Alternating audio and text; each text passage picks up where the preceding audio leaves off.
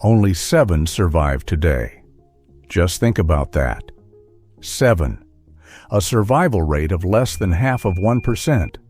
This was the Panzerkampfwagen Tiger, a 57-ton Predator of steel and fire. Its 88mm gun could kill a Sherman tank from over 2 kilometers away. Allied soldiers didn't just fight them. They had nightmares about them.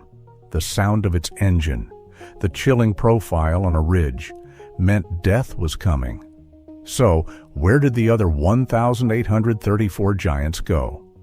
The simple answer is scrap, melted down in the furnaces of a re-Europe, turned into girders, cars, and farm tools. A neat and tidy end to a brutal story. But history is never neat, and it's rarely tidy. The official reports list them as destroyed, captured, or dismantled. Every machine accounted for. But what if the reports are wrong?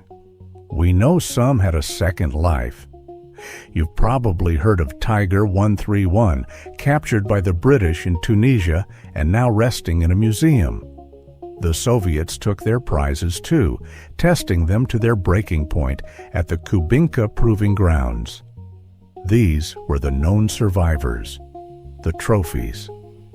And here's where the official story begins to fray.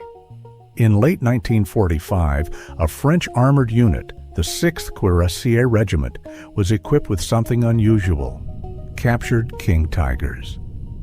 For a short time, the most feared tank of the Third Reich wore the French tricolor. This detail is often left out of the textbooks. You have to ask why. Think about the end of the war. May 1945. Europe is a continent of smoke and chaos. Entire German armies disintegrated in days. Records were burned. Orders were ignored. In that whirlwind of collapse, could you really keep track of every single 57-ton machine, especially if someone wanted one to disappear? The Allied command assumed they had found them all. The wrecks were mapped, the captured ones catalogued. The case was closed. But in 1947, a routine British aerial survey flight over the dense Harz forest in Germany captured an image that was quickly classified. The photograph shows a clearing, and in that clearing, a perfect set of 52-centimeter wide tank tracks. They enter the forest from one side, and then they simply vanish. They were a symptom of the chaos. The photograph, designated F-47/B-11, was taken by a British Mosquito reconnaissance plane on July 19, 1947. You are looking at a ghost. The tracks are 52 centimeters wide. That is the exact width of a Tiger I's narrow transport tracks. Not a logging tractor, not a farm vehicle. A Tiger. The official explanation filed by the British Army of the Rhine was unidentified forestry equipment. That file was then sealed for 40 years. You have to ask yourself, why classify a picture of a tractor? The Harz Mountains were one of the last pockets of fanatical resistance in April 1945. The German 11th Army, including remnants of several panzer divisions, was encircled and destroyed there. In those final desperate days, records were not kept. They were burned. A tank breaking down in that dense forest could easily be missed, its markings stripped and simply left behind. Imagine you're the crew. The war is lost. The Americans are closing in. You find a deep, hidden ravine. What do? You drive the 57-ton machine in, cut down some trees to cover your tracks, and you walk away into history. But for every ghost in the forest, there were 100 corpses in the scrapyard. This is where most tigers died their second death. Welcome to the graveyards of the Panzers. Places like the Bekra Depot in Vilvoorde, Belgium. Bekra, the British Empire Central Repair and Assembly, became one of Europe's largest military scrapyards. By 1946, it was processing over 500 tons of armored steel every single week. You wouldn't hear birds here, only the hiss and roar of the acetylene torch, and the air tasted of burnt metal and oil, mountains of steel waiting to be rendered down into nothing. For the men who worked here, it wasn't history. It was a job. A Tiger One was just 57 tons of high-quality chromium molybdenum steel, and you were paid by the kilo. A skilled crew of 4 could dismember a Tiger in about 3 days. First the turret, sliced from its ring bearing, then the massive 88mm gun. The hull was last. It was brutal, efficient work. That steel was then shipped to foundries in Sheffield or the Ruhr Valley, the very same factories that had built weapons for the war.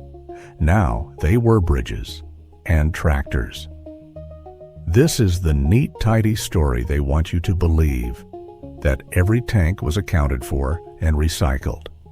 But people took souvenirs, a hatch handle, an armor plate, a vision port, and sometimes they took more than just a souvenir. And here is where the official inventory starts to fall apart. In 1945, the French 6th Cuirassier Regiment was equipped with captured German tanks. Among them was a Tiger II, a King Tiger, which they nicknamed Bretagne. Yes, you heard that right. For a few years, the most feared tank in the world wore the French tricolor. Think about the conversations in that mess hall. The Bretagne served until 1952. The official record states it was eventually used for target practice and scrapped. No photographic evidence of its destruction has ever been found. Convenient, isn't it?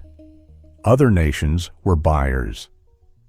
In 1947, Sweden secretly purchased a Tiger One from the French occupation zone for technical evaluation. Switzerland acquired a Tiger II for the same purpose. These were official deals. But post-war Europe was the world's biggest black market. You could buy penicillin, cigarettes, coffee, or a machine gun. So here's the question nobody seems to ask. If you had the right connections and enough cash, could you buy a tank? The answer appears to be yes. We have found declassified intelligence reports from 1948 detailing concerns about unaccounted for heavy armor falling into the hands of paramilitary groups or even governments in the Middle East. The paper trail just goes cold. But if you want to find the largest collection of missing Tigers, you have to look east, towards Moscow. The Soviets were not scrappers. They were collectors. Their proving ground at Kubinka became a library of enemy technology. While the British and Americans were melting down their war trophies, the Soviets were studying them. They fired every type of shell at them. They drove them until the Maybach engines seized. They took them apart, bolt by bolt. They learned. The result is the Kubinka Tank Museum. It holds the world's only surviving Sturmtiger and one of only 2 operational Tiger Is left on Earth.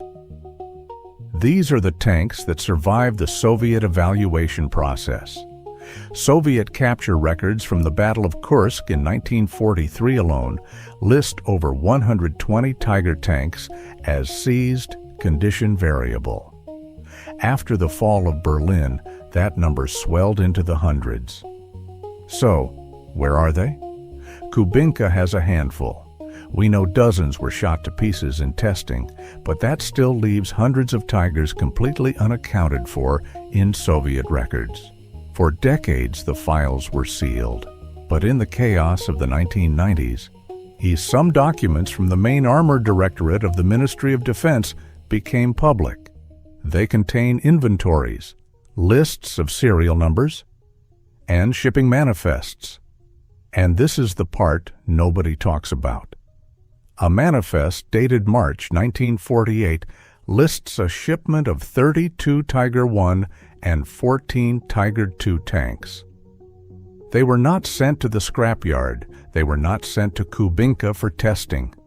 They were shipped by rail far east of the Ural Mountains to a facility listed only as Object 221. The cargo was designated for special long-term storage. Read that again. Special long-term storage. The Cold War was just beginning.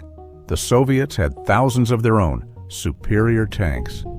Why would they take dozens of their former enemies' most powerful weapons, repair them, and secretly ship them thousands of kilometers into the heart of Siberia? What exactly were they saving them for? The answer is not about winning a new war. It's about not losing one. It's about paranoia.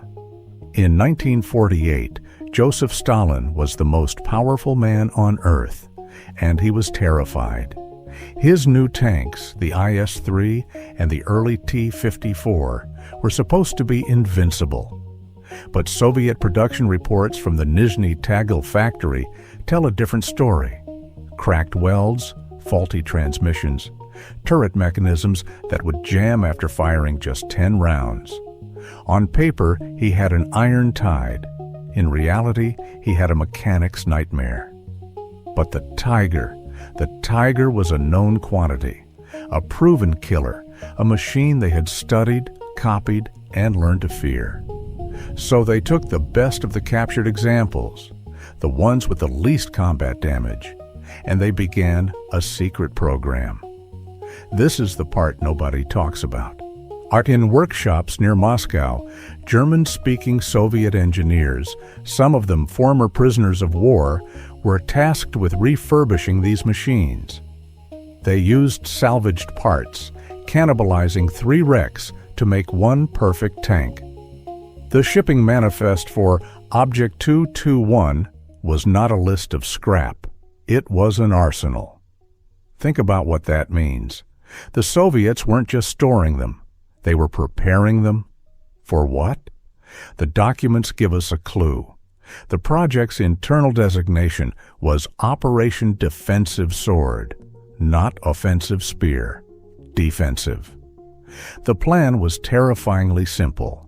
In the event of an Allied invasion of the Soviet Union, these Tigers would not be sent to meet them on the plains of Poland. That was a job for the T-34s. The Tigers were held for something else. They were to be the final line, the last resort. Imagine a column of American Patton tanks breaking through, racing towards the industrial heartland of the Urals. And then, from hidden, reinforced concrete positions, the crack of an 88-millimeter gun. They were to be used as static anti-tank fortresses, dug into the earth. The ultimate mobile weapon turned into a glorified pillbox. It was a tactic the Germans themselves used in the last days of the war. A Panther turret on a concrete bunker was called an Ostwall-Turm. The Soviets just scaled up the idea. This is why they needed the Tigers. The long, flat trajectory of that German cannon made it a perfect sniper, far more accurate at long range than the Soviet guns of the era. So where is Object 221? It wasn't one place. Declassified maps show it was a network of dispersed underground storage sites, bunkers hidden in the forests around Chelyabinsk and Sverdlovsk. For decades, these facilities were maintained. The tanks were kept in climate-controlled environments, engines turned over once a month. A ghost army waiting for a war that never came. By the late 1950s, the threat of nuclear war made the plan obsolete. A Tiger tank is no match for an atomic bomb. So what happened to the 46 Tigers and King Tigers of Operation Defensive Sword? The official archive in Moscow has a single folder on the subject. It contains one document, a 2-sentence memo from 1961 ordering the disposal of obsolete foreign assets.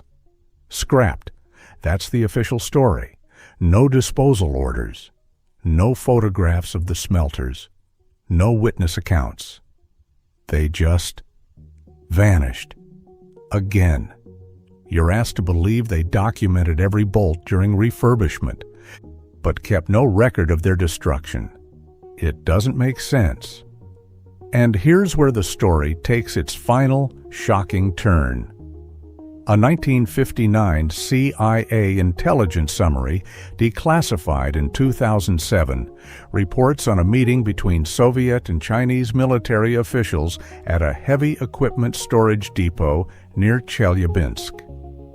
The report notes the Chinese delegation showed significant interest in the warehoused German-made armor. At the time, China was desperate for modern tanks to use in Korea. The Soviets could have given them T-34s, but giving them German Tigers, that offered a unique advantage. Plausible deniability, no Soviet markings, no connection to Moscow, an untraceable weapon. We have no shipping manifests to China, no proof they were ever sent. The trail goes completely cold. But there is one last chilling echo. On November 28, 1950, during the brutal fighting at the Chosin Reservoir in North Korea, a U.S. Marine company reported being fired on by an unidentified enemy tank. The after-action report describes a boxy hull, a long-barreled cannon, and a muzzle brake unlike any known Soviet design. The report was dismissed by intelligence officers as a misidentification of an IS-2 in the fog of war. But the Marine captain who filed the report was a veteran of the Battle of the Bulge. He had seen Tigers before. He knew exactly what he was looking at. The ultimate weapon of the Third Reich, built to fight a war against communism, may have fired its last shots in anger defending it. His report was officially dismissed, filed away as combat fatigue, a ghost story from a frozen hell. But Captain Robert Connolly insisted until the day he died in 1997 that what he saw was not a Soviet IS-2. He knew the silhouette. He knew the sound an 88mm gun makes, a sound that had haunted his dreams since he first heard it in the hedgerows of Normandy.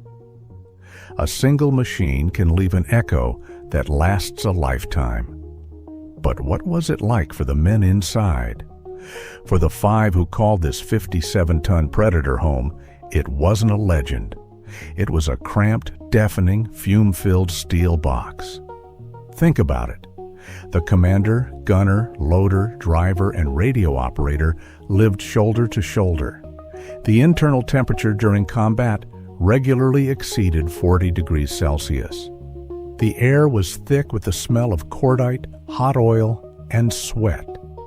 Every incoming round that didn't penetrate sounded like a giant sledgehammer hitting the hull right next to your ear. Deafness was common. Survival was not. We have the diary of Wilhelm Fischer, a radio operator in the 503rd Heavy Panzer Battalion. He wrote in 1944, "The noise inside is indescribable. You don't speak, you scream. After a battle, your ears ring for days. You feel the machine in your bones." He was 20 years old. He never saw 21. And for the men on the other side, it was something else entirely. A British Sherman tank commander, Sergeant Cyril Dring, described his first encounter near Caen. He said, "We saw it 1,000 yards off. Our 75mm shells just bounced off it, like throwing stones. Then it fired, and our lead tank just disappeared." The official term developed by Allied psychologists was tiger phobia, an acute, rational fear that could paralyze entire armored columns. But for the men on the ground, it was just called Tuesday. The war ended. The crews went home or to prison camps. The Allied tankers tried to forget. The machines were left to rust in fields or were cut apart for scrap. But some people can't let the ghosts rest. And here's where the story becomes deeply personal. Meet the team at the Tank Museum in Bovington, England. They are the custodians of Tiger 131, the only running Tiger one in the world. Their work is not about glory, it is forensic archaeology. They spent over a decade and more than 80,000 pounds bringing it back to life, piece by painstaking piece. They found the original factory paint hidden under 6 layers of history. So they sourced original Maybach engine parts from collectors across the globe. Every component tells a story. A shell scar on the gun mantlet left by a Churchill tank in Tunisia. A faint pencil mark on an interior panel. A name. And during that long restoration, deep inside the hull, they found something that wasn't on any blueprint. Tucked behind a steel ammunition rack, they found a single, worn photograph of a young woman and a small child. There was no name written on the back, no unit insignia, just a faded image of a family, hidden away by a man who almost certainly never came home. All the history, all the battles, all the grand strategies, it all comes down to this: a ghost in the machine. The official records tell us where the tanks went, but they never tell us what happened to the men. And their stories, their echoes, are still inside. They are buried in the earth itself. Across the old Eastern Front, from the forests of Belarus to the fields of Ukraine, a new kind of archaeology is taking place. Men with metal detectors and old military maps walk the silent battlefields. They are not looking for treasure. They are looking for history. And sometimes they find it. Take the discovery in the Czarnanita River in Poland. In 2003, a team pulled the turret and hull fragments of a King Tiger from the mud. It belonged to the 501st Heavy Panzer Battalion, lost during the Soviet offensive in January 1945. For 60 years, it waited in the dark. Now its pieces are in a museum. Think about that. A piece of steel sitting in silt for more than half a century is now a priceless artifact. Today, these corroded parts are worth a fortune. A single original Tiger road wheel can fetch over $5,000 on the collector's market. You could buy a new car for the price of a few original track links.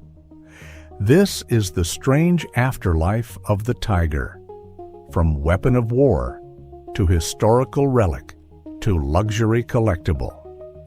Of the 1,841 Tigers built, we are back to the 7 survivors. They are now global artifacts. Tiger 131 in the United Kingdom. A Tiger 2 in Saumur, France. The Sturm Tiger at Kubinka, Russia. 3 more are in the United States. They are no longer German or Russian or British. They belong to the world. Each year, thousands gather at the Tank Museum to witness Tiger Day. You see families, children on their parents' shoulders. The ground shakes. The sound of that Maybach engine is a physical force. You feel it in your chest. It is a masterpiece of engineering. A brutal, efficient, terrifying machine, and we preserve it with the same care we would a priceless work of art. This brings us to a difficult place. We spend millions to rescue these steel predators from the rust of history. We rebuild their hearts of iron and give them back their roar.